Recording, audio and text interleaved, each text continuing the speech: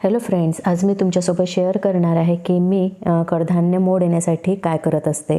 तर इथे मी मूग घेतलेले आहे आणि मूग मी पहिल्या दिवशी रात्री भिजत टाकले, दुसऱ्या दिवशी त्याचं पाणी चेंज केलं आणि तिसऱ्या दिवशी कॉटनच्या कपड्यात बांधून ठेवलं. तुम्ही चाळणीतही ठेवू शकता आणि सकाळी तुम्हाला त्याचा रिझल्टही पाहायला मिळेल. थोडीशी मूग होती, त्याची मी भाजी करून घेतली रात्रीच्या वेळेस. तर थोडंसं कढईमध्ये तेल टाकलेलं आहे, त्यानंतर जिरं, मोहरी, कढीपत्ता, आलं, लसण, जिरं आणि कोथिंबीरची पेस्ट. त्यानंतर हे छान आपण परतून घेणार आहोत. त्यानंतर टमॅटो टाकणार आहोत. त्यानंतर तिखट, हळद, धने पावडर आणि चवीनुसार मीठ टाकून घेणार आहोत. त्यानंतर थोडंसं पाणी टाकून घेणार आहोत आणि पाण्याला उकळी आली की आपण गरम मसाला टाकणार आहोत आणि कसुरी मेथी.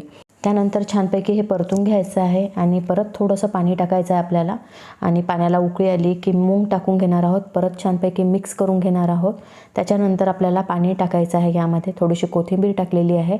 10 ते 15 मिनिटात आपली भाजी इथे तयार झालेली आहे. त्यानंतर सकाळीच उठल्यानंतर बघू शकता तुम्ही, चाळणीत ठेवलेली मूग आणि कॉटनच्या कपड्यामध्ये बांधून ठेवलेली मूगला किती छानपैकी मोड आलेली आहे.